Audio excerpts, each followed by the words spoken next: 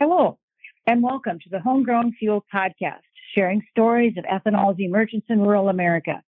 I'm your host, Sue Retka Schill, a biofuels journalist who's retired from full-time work now, but still writing about ethanol and other biofuels for Ethanol Producer Magazine and others. I got interested in ethanol's early days after talking with some of the folks involved. I got to thinking there are so many good stories out there that ought to be recorded. Writing a book takes a lot of time and resources, but I love talking to people, and people love telling their story. So the idea for this podcast was born.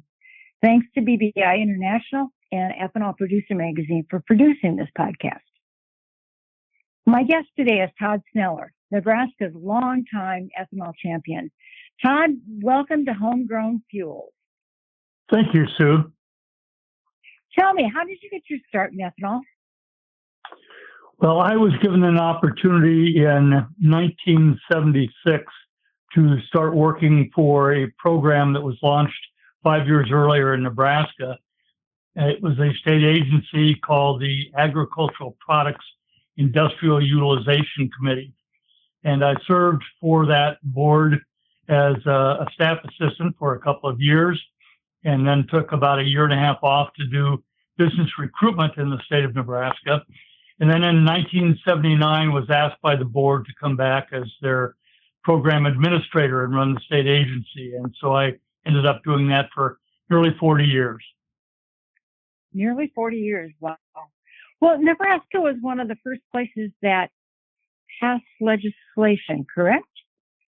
That's correct. I think those who are interested in ethanol history are probably aware that the concept of ethanol goes back really to the late 1800s and into the early 1900s. There was a resurgence then in the 1930s with a movement called the Chemergy movement. And that gave way to a lot of the novel ethanol marketings, primarily in the Midwest, and Nebraska was among those states. So it was not a concept that was unknown in the state. But the real sustained effort began with a man by the name of Loren Schmidt from a small town in Nebraska who happened to be a farmer and a pilot, and in 1968 was elected to the Nebraska legislature. He had a keen interest in ethanol development, both as a means of agricultural stimulus for grain producers in the state, but as a pilot, he was also aware of some of the components used in fuels, in particular lead, which he knew to be a real health and environmental threat. And so he had a keen interest in this concept of moving ethanol forward as a sustainable program, as opposed to the hit and miss efforts earlier in the century. So he worked very hard over a couple of years, and in 1971 was successful in establishing the Agricultural Products Industrial Utilization Committee, which was a 7-member board, the state agency, and that really gave rise to the start of the ethanol movement in Nebraska as we know it today. Okay. What were some of the first plants built there then? Was Chief Ethanol one of the first, or were there others? Well, there were a number of smaller farm-type stills, but I think probably one of the important contributions of Nebraska, among several, was that they wanted to make sure that people understood that ethanol was a technically viable fuel, and they had to prove that to the automakers in particular, but they also had to prove that to consumers. And so in the early 1970s, a professor of chemical engineering who had previously been in the refining industry in California was appointed a job as the chair of the chemical engineering department at the University of Nebraska. So in the early conversations with the ethanol board at the time, they determined that there needed to be a technical proving of ethanol. And that began as a on-road test that accumulated over 2.2 million miles of on-road driving in Nebraska, taking into account elevation changes so that effects on altitude and the engine and the fuels could be recognized, engine teardowns, mileage. And ultimately what they concluded in about 1977 when this report was completed was that ethanol showed a slight improvement in mileage. It showed a significant increase in carbon monoxide emissions, and it showed that it was a terrific, reliable fuel and could be sold at a price that was competitive with gasoline. And so I think that technical showing, which ultimately was the basis for an application by Nebraska to the Environmental Protection Agency to allow 10% blends, and ultimately there was a waiver awarded to E10 blends by the EPA, which then allowed commercial sales of fuel ethanol. Some of the first commercial tests in earlier times were during that same period of the 70s, and that was a fuel test that was conducted for consumers out in central Nebraska, and they did a number of different sales and promotion efforts. They coined the name gasohol. They registered a trade name. They developed a iconic fuel symbol for gasohol. And so they demonstrated that people would buy the product, and they knew for a fact with technical testing that the technical efficacy of the fuel was sound. And so they proceeded to go ahead and try to get started with both the sale and promotion of ethanol. And obviously, you asked the question, well, where does this product get produced? And so there was a great deal of interest by the 1980s in the idea of on-farm stills. And so those were some of the first stills that we saw in Nebraska and other Midwestern states. I think one of the things that was of particular interest during that period of that decade of the 1970s, and probably really helped serve as an impetus for adoption of ethanol on a wider basis than just the Midwest, was that we had three major oil crises in the 1970s. And in the 1979 era, that really became a period where there was fuel allocation on a national level, so that fuel marketers had to qualify for a gasoline allocation. One of the provisions of that particular move by the federal government in 1979 was to give an additional allocation of gasoline to fuel marketers who extended their total overall supply by adding 10% ethanol to that gasoline. And so it was at that time when more and more of that product got added to the fuel pumps and the fuel choices for consumers. And it really started to take off, and I think proved that indeed there would be an opportunity for that fuel if it was produced in commercial volumes. And therein was the big challenge in that on-farm stills, while they were a great idea, and particularly in terms of an agricultural initiative, were important for the times in the 1980s when there was significant farm crises, that we needed to make sure that there was going to be a commercially viable supply rather than just one ethanol plant. And so a number of states, including Nebraska, started to move beyond the stills to commercial development. So Nebraskans were really involved in creating this national movement as well, weren't they, Todd?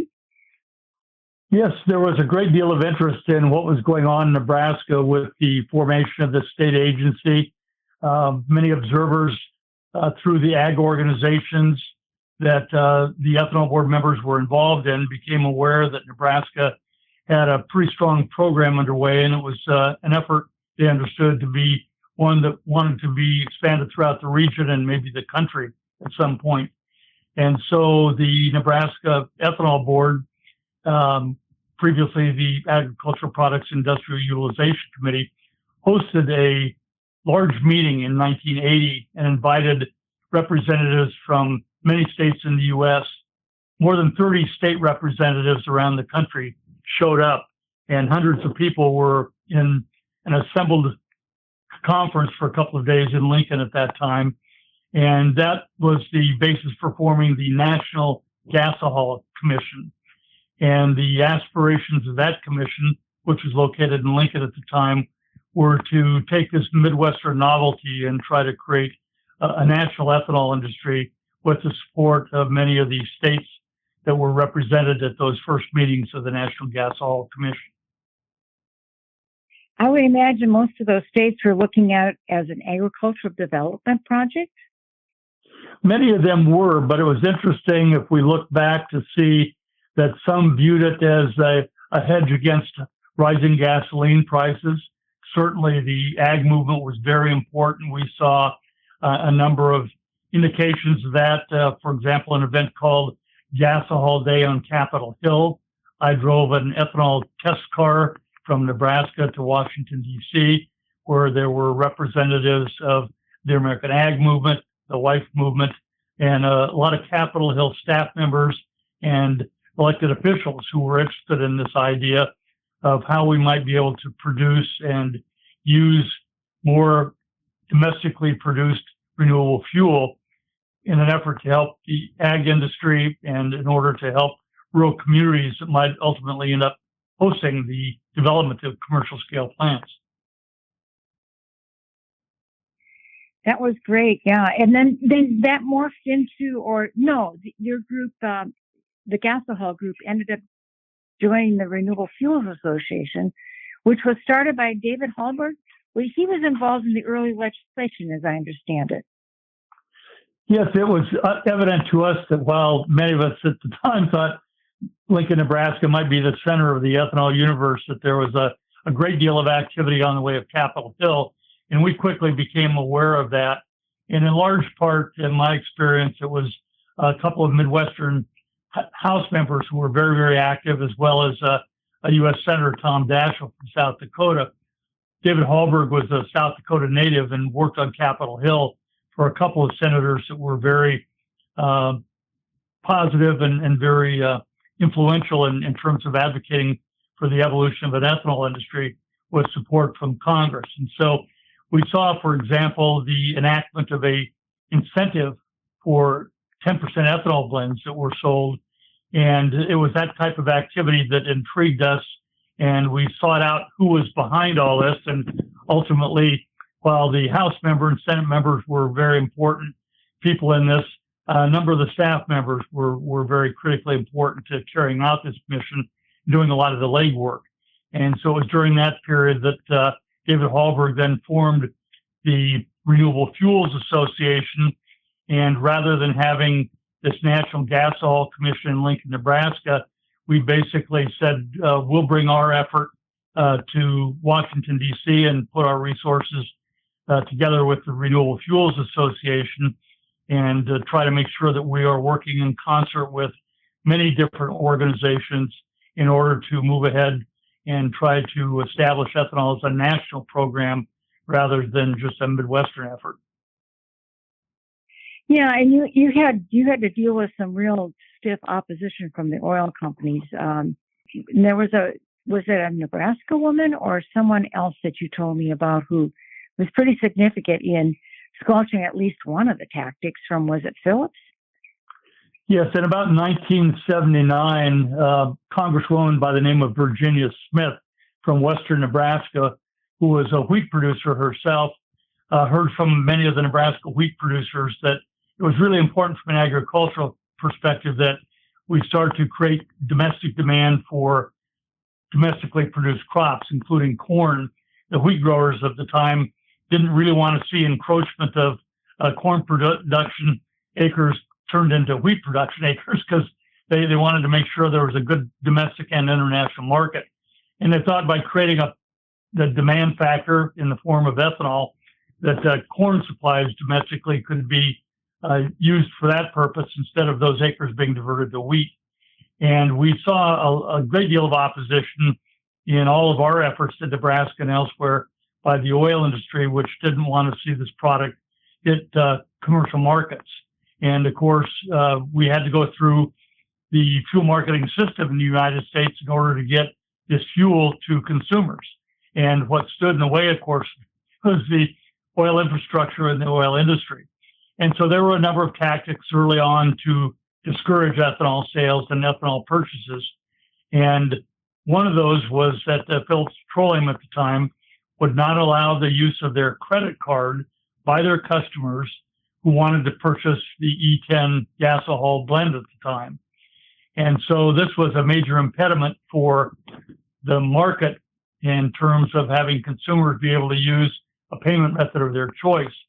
And so Virginia Smith in the House ultimately put together a package, which was the Gasohol Consumer Protection Act, and it prohibited those sort of practices by the oil industry.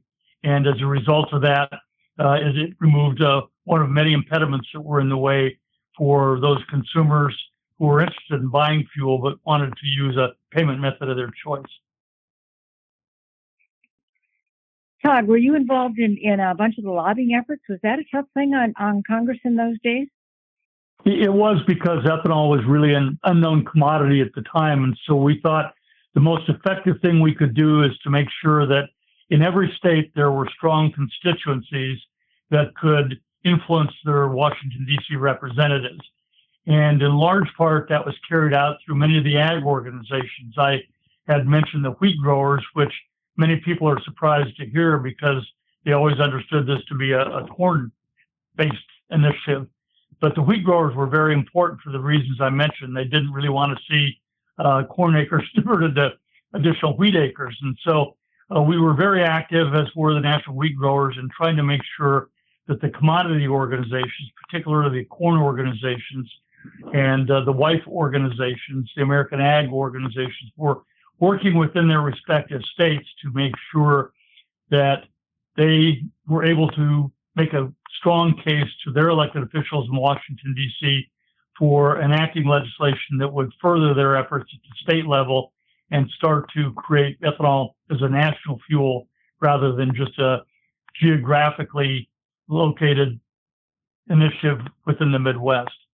And so I spent a lot of time in many different states, being invited by either ag organizations or the WIFE organization or staff members or members of state legislators to come. And I think what provided a great deal of influence that I was able to wield was in large part the technical efforts embodied in the 2 million mile road test. We were able to share technical information. We were able to talk to them about the fact that consumer sales indicated that people really would buy this fuel. We pointed out that there were, in the ag states, opportunities for capitalizing on development of commercial ethanol production. And about that same time, there were a lot of efforts to get the byproduct of ethanol, the distillers' feeds, used not only in livestock, but to take a further step to isolate critical proteins within that product and convert those to human products that were fortified with this high quality protein. And so the WIFE organization in particular carried that message, showed how you could use this product to make baked goods that were something that part of their calling card when they'd call in members of Congress and bring in fresh sweet rolls and cookies and other things to demonstrate that point. So we had a lot of allies, but what really gave me, I think, credence at the time, the message that I was trying to convey in other states was the fact that there was a lot of effort that had gone into the technical aspects of this, the technical proving of the fuel, the marketability of the fuel. And the other thing that came along in that time period was a greater awareness of pollution and the impact it was having on human health. And it was really clear from the studies done as part of the 2 million mile road test in Nebraska that carbon monoxide was a significant problem. We in Lincoln, Nebraska, are not far from Denver, which during that period of the early 80s was the most polluted city in the United States in terms of carbon monoxide. And many cities that are in a bowl-like geographic situation, including places like Boise and Denver and Phoenix, Albuquerque, were having really serious carbon monoxide problems. And it was evident in some of the health impacts that were showing up in those areas. And so I think based on a variety of different initiatives, whether it was the impetus coming from an ag push or an environmental push or a human health factor, there were people who were attentive to one or more of those aspects of ethanol development as having some worthwhile attributes that they thought they should explore further. And once doing that, oftentimes they got behind the legislative efforts that were being proposed by many of us. Yeah, and Denver was able to clean up its air pollution pretty effectively just by going with E10, if I remember what I've read. Yes, they were among many cities that adopted that program as opposed to some of the more onerous steps that were being suggested at the time, including a ban on wood-burning stoves and fireplaces, a ban on drive-throughs at driveways and banks.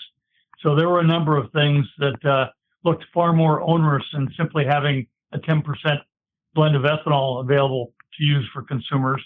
And the fact that it was oftentimes sold at a slightly lower price than gasoline obviously had a lot of appeal for consumers. Oh, I bet it did. I bet it did. Nebraska also had a pretty effective program in helping develop larger scaled commercial ethanol plants, didn't they? Yes, I think like many of the states, we were intrigued by this idea of fuel on the farm. Many farmers, particularly the American ag movement, were really big proponents of that idea of becoming fuel independent on the farm.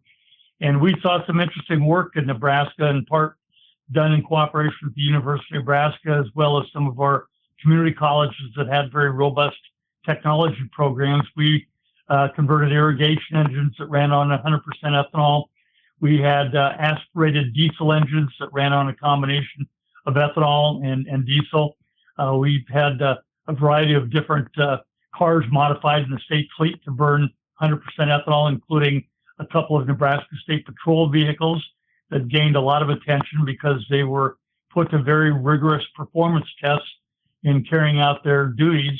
And the fact that state patrolmen were driving these vehicles that ran on 100% ethanol, many people found that quite persuasive. So I think there were a variety of different things. And what we all were looking for was making sure there was a source of that ethanol produced locally. So a number of those early stills were important in demonstrating that this is a process that, while on a commercial scale was pretty complex, on the on-farm scale could be done with a small investment. And I think people were intrigued by the idea that these stills could be scaled up in size. And ultimately, that's what we started seeing, is a scaling up to commercial levels of size that started to make more sense. I think we were fortunate to attract a number of people that had really good aptitude for operating those stills and started to make a number of important gains in efficiency.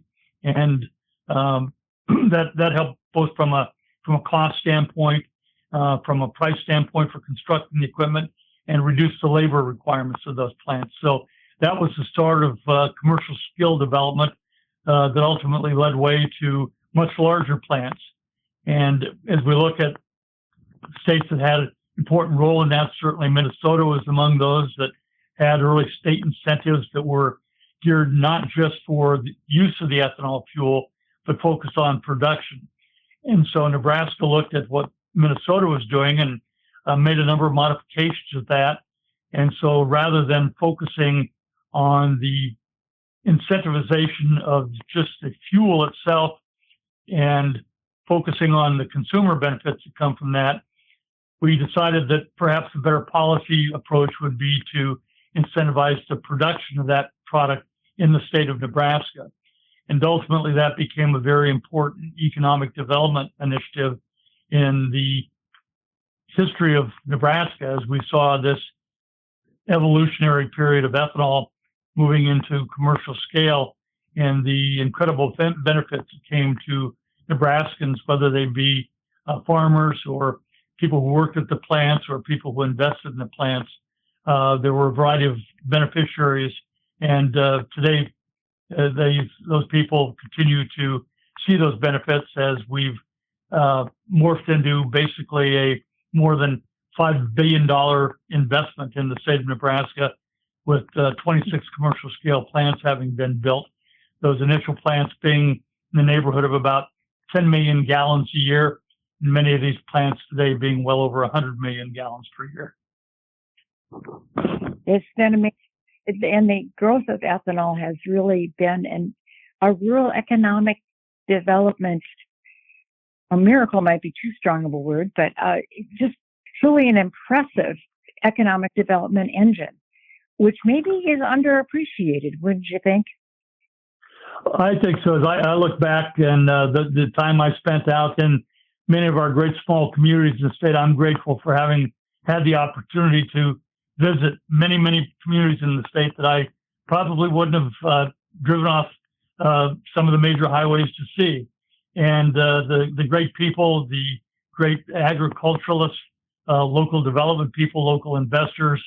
It was a terrific opportunity to see an idea brought to fruition by those groups of people in small communities across the state, and ultimately see them reap the benefits of that evolution in ethanol development. And so I'm quite proud of the fact that Nebraska has been able to experience a real boon in that production. And we continue to see that today with the advent of some of the great work done by universities, including the University of Nebraska, some of the great research work that's given rise to a bio-industry sector that uses the ethanol platform for a lot of that growth. And so while initially those plants made 3 primary products, today many of them are making 8 or 10 different products. And it has been a real evolution from a technology standpoint. We've seen great job opportunities in small communities that were having difficulty bringing new families to town.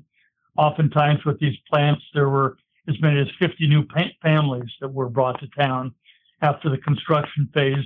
And those were great permanent jobs.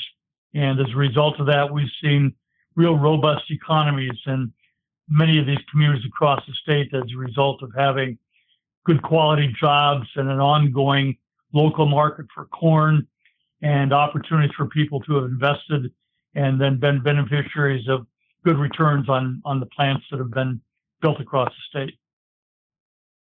Yeah, the economic impact even on having a local buyer for your corn increases the local price of corn, and that basis, which is called the local price, is pretty significant, and it can't be underestimated. It adds millions of dollars into the pockets of the people around an ethanol plant. One of the amazing things that we've noted over time is that Nebraska is a landlocked state in the center of the United States, has a long way to go to export markets. And so the amazing thing to me is to see how much we're now able to rely on a localized market, which reduces the time and expense for farmers of moving grain to market because it's a localized market. They're not having to go to railheads and export elevators as much these days.